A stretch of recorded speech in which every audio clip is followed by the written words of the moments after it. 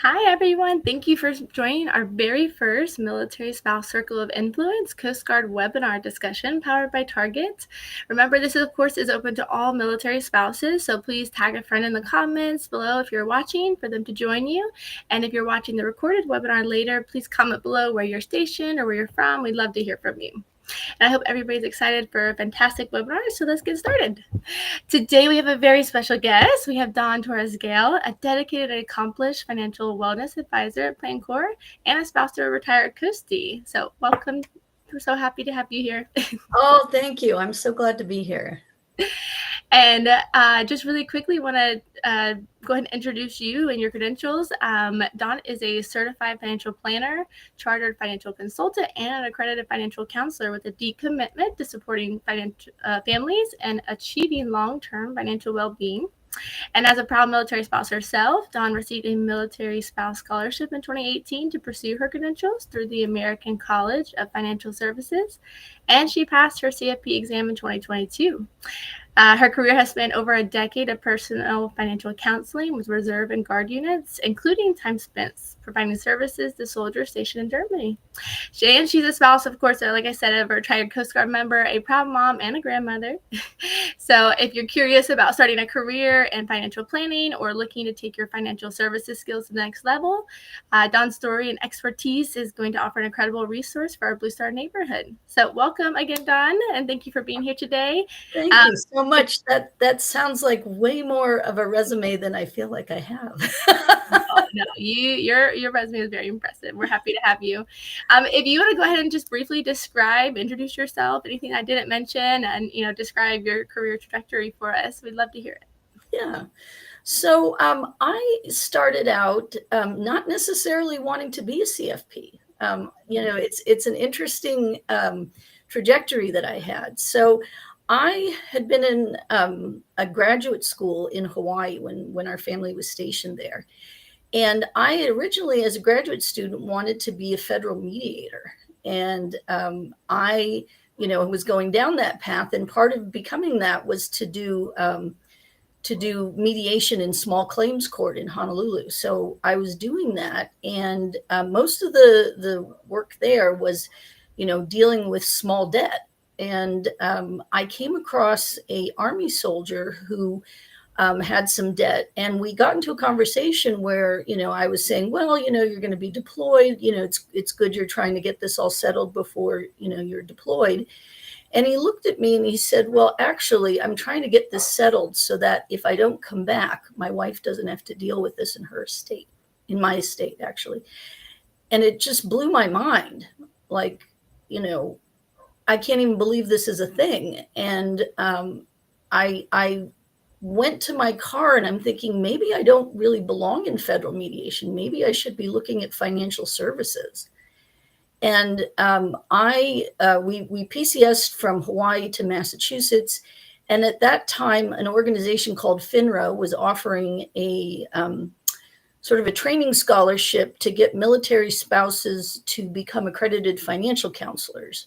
And that was because, the service members on bases were being approached by financial firms that didn't always have their best interest in mind. And so this group wanted to, if you want to call it, deploy financial spouses, or military spouses. It's an early morning, military spouses to bases to be able to give financial counseling that, was solid and didn't have an agenda. So that's how I got started in financial services. And then I'll just say that in around 2017, I was wanting to look at, expanding, my accredited financial services, up to the next level. But I had originally thought that, certified financial planners only sold products. Like they worked at broker dealers and they sold investments, and that was the scope of what they did. And so I was sort of, thinking that I'm not going to do financial planning for that reason. And then I just happened to talk to another military spouse, and her name is Andrea Clark.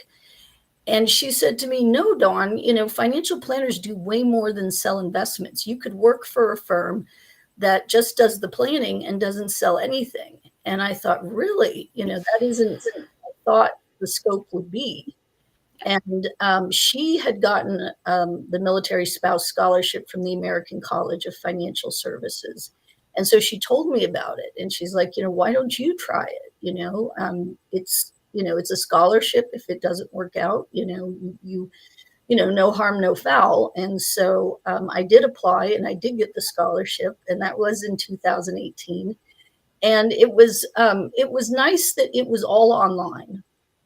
So you had live meetings when you did the education part, but it was, all online, which was important to me because I had children at home. And so, I needed the flexibility.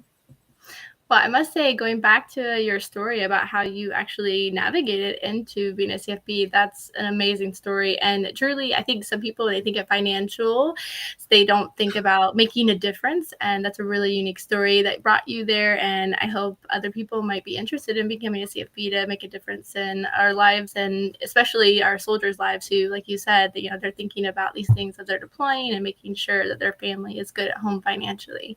Mm-hmm. So very important. And I'd love to hear your testament about how when you went through this process, it was, family friendly. We have lots of spouses who have children and are trying to navigate, a new career path. So that's exciting to hear that this is a viable option. Okay, perfect. So I really quickly, I know you had a visual presentation that might help our viewers see the basics about becoming a CFP. Would you like to share those now? Yes, that would be great. So yes, if you could bring up the slides, that would be great.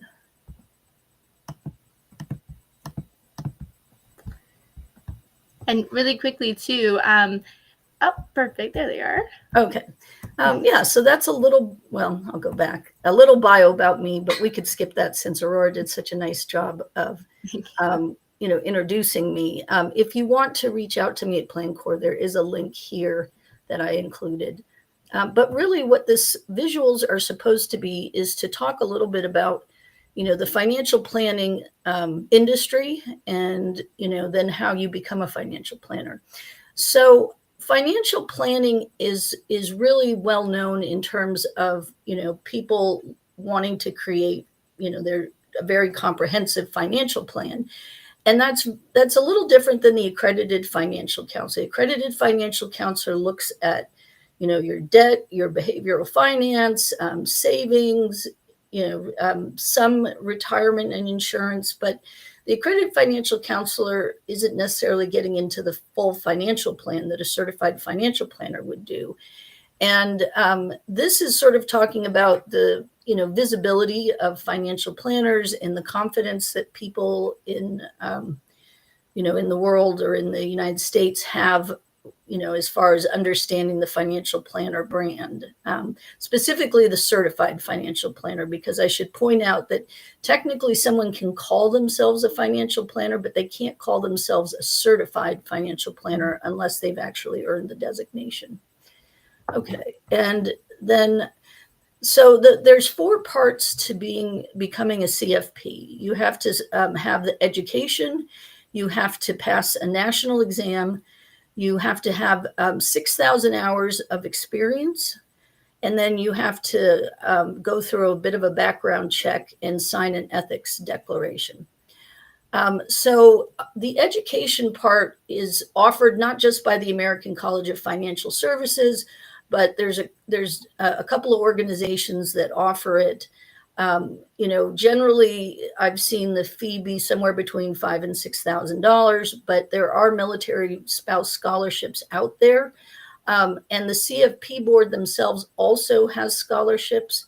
And, I have a bunch of links to some of these that, you could get from Blue Star families after the presentation. But the education, can take anywhere from, I've heard, 10 months.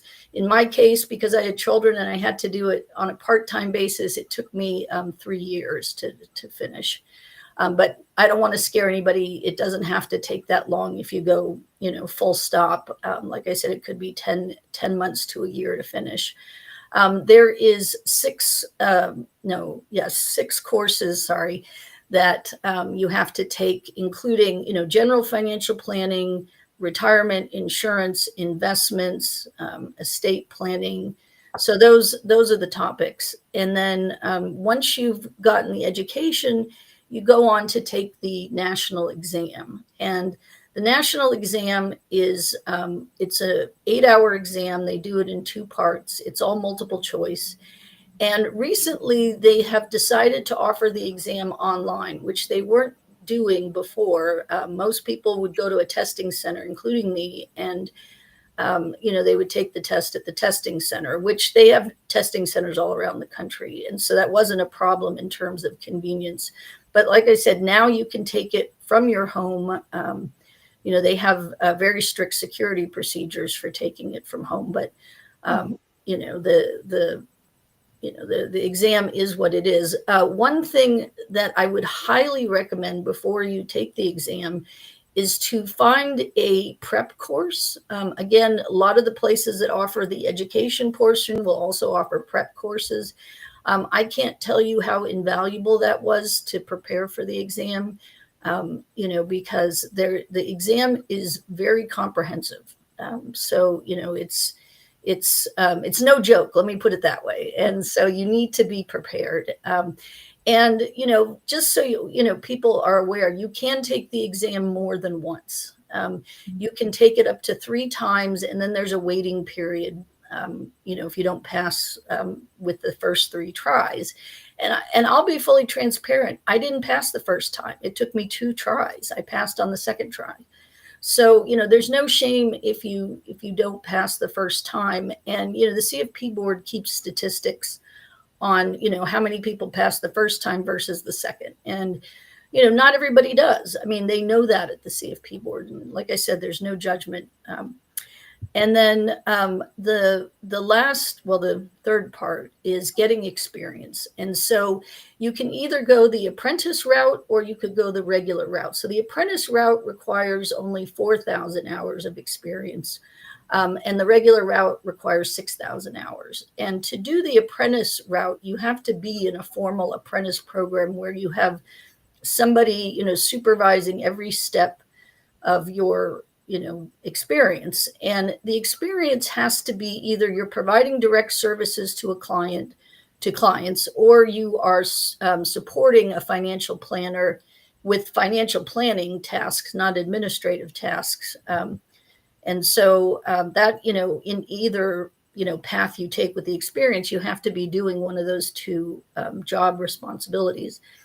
In my case, I chose the traditional 6,000 hour path. I went and did several jobs. I didn't just do one job, and you can do one job, but in my case, I picked, companies to work for, or really actually they were small businesses that did pure financial planning without any product sales or without specific, investment management, meaning managing someone's portfolio directly. It was, very exciting. I learned a ton from these experienced financial planners. And so it was a really good experience getting, to the end of the experience. And then once you've done that, you sign an ethics form that says you will be a fiduciary. And what a fiduciary is somebody who is bound legally to put your client's interests first, meaning you don't come in with your own agenda. You have to, guide them based on what is best for them. You listen to what they want, and you don't come in with, an idea of what you think they should have. It always has to be based around their interests and their needs. Very nice. So those are the 4 main components to becoming a CFP. That was a great overview and a visual representation for viewers. Thank you. And so let me go on to the next slide, which is talking about what is a fee-based CFP. And that's just something to think about. Not all certified financial planners operate as fee-based. And fee-based means that you are you're working on the plan without, any investment management. So that was what, I wanted to do, is not get involved in the investment management, which there's nothing wrong with doing investment management. That was just my personal preference. And so, a fee only gets their fees just from like subscription, or they charge an annual fee, but they don't get it from investment management fees. And so if you see fee only, that's what it is. If you see something called fee-based, then fee-based means they have multiple ways to, get paid. Basically, there could be the annual fee, there could be the investment fee.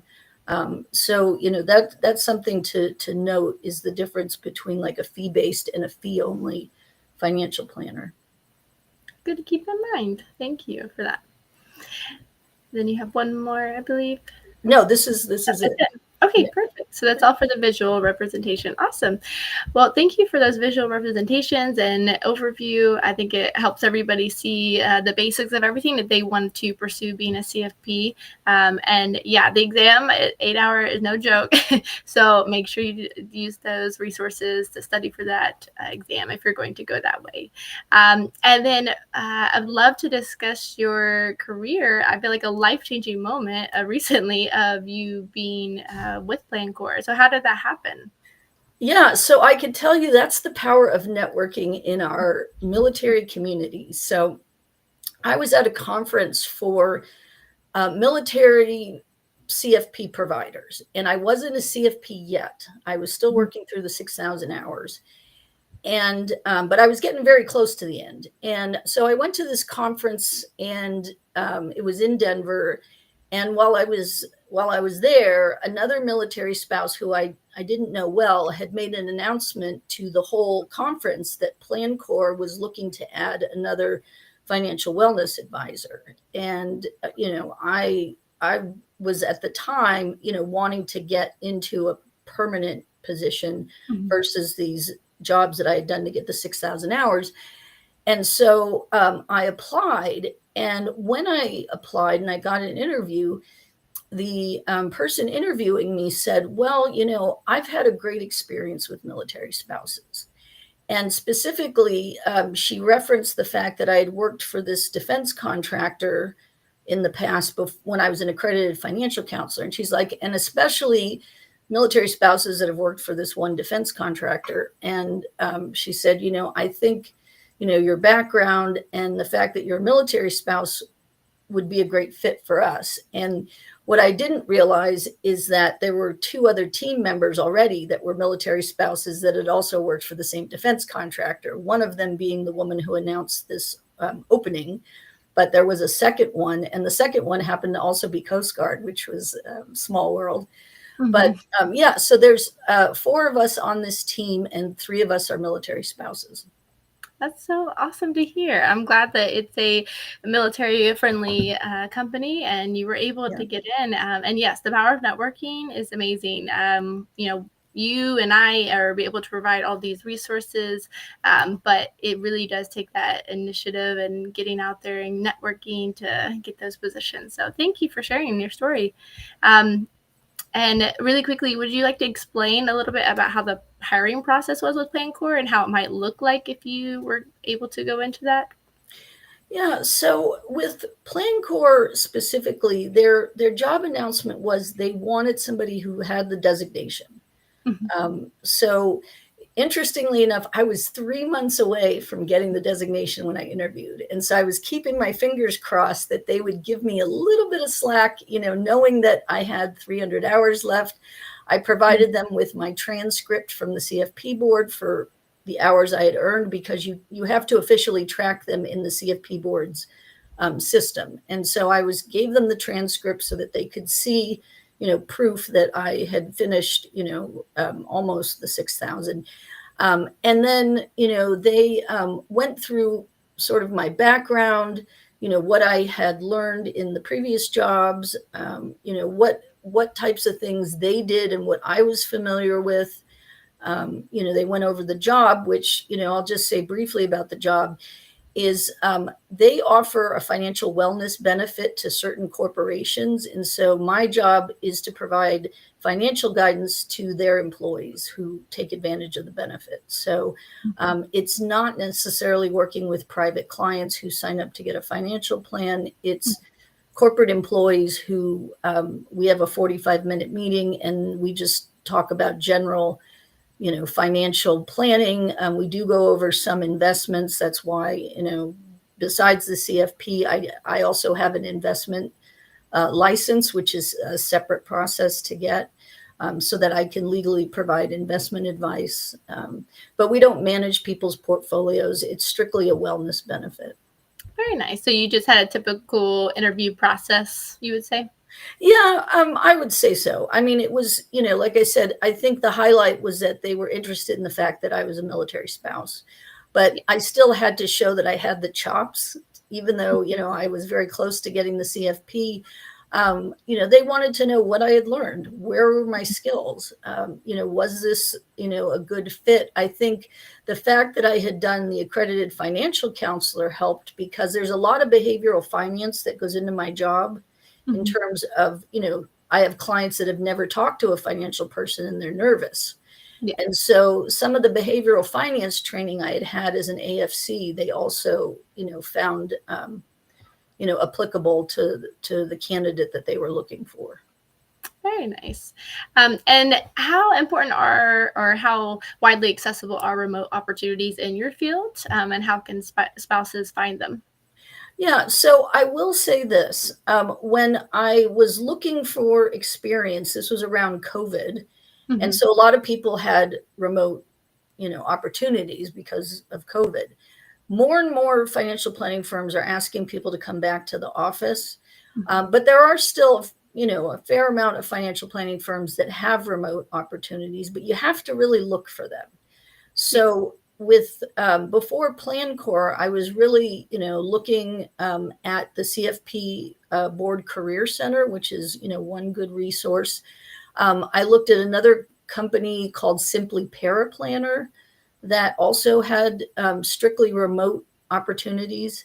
So you want to, position yourself to, find these sites and screen for the remote opportunities. I will tell you one job I got while I was, getting the experience, because I didn't initially find remote opportunities. I went to the CFP candidate discussion board and I put a message saying, I am an apprentice trying to finish my experience hours. I need a remote opportunity. So I put the message out instead of, just looking for other people's opportunities. And that's how one of the jobs that I had reached me was, that I had there was a financial planner who saw my message and told her boss, hey, this person's looking for a remote opportunity. And it just happened that they were looking for another employee to work remotely. And so the point of me saying this is you don't have to just screen, out jobs. You can put yourself out there and say what you need. And, the employer may come to you. Yes, no, that's a great idea, especially using those niche job boards and LinkedIn, just putting yourself out there, saying you're looking for X, Y, and Z. Very nice. Great tip for our viewers. And I know we quickly mentioned at the very beginning that you had experience working with soldiers overseas in Germany. Were any of those moments specifically stand out to you as most meaningful? Yeah, well, when I was in Germany, one of the jobs I had was to do a 1-hour weekly radio show on financial services and financial topics. It was informally called Dawn's, financial power hour or something like that. And so it went out to not just the base I was on, but some of the other local bases in the central Germany area. And so I tried to think of different financial topics that would interest people. They're listening to this on their radio, on their radio or on streaming on their computer. And I just wanted to make things exciting, not just your dry, because financial can be dry. If you go over certain topics, you can easily lose people's interest.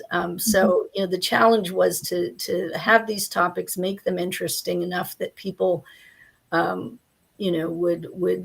want to listen. And the DJ would sometimes play songs about money in the background, so that made it fun. But yeah, it was super exciting to be over there and talk to active duty folks, because a lot of the AFC work I did was with National Guard and Reserve, which is a whole different lifestyle than active duty. Very nice. Very cool to have your own radio show. Very impressive. And really quickly, our last complex question is, do you have any tips or resources for our Coast Guard families, just in a general financial sense, that would best help them navigate some, these high prices economy? Mm-hmm. Yeah, I think, one of the keys, however you choose to do this, is to make sure to build an emergency fund. Mm-hmm. One of the things that I saw a lot of when I was in Germany was people applying for, they were like small loans through in this case, it was the Army.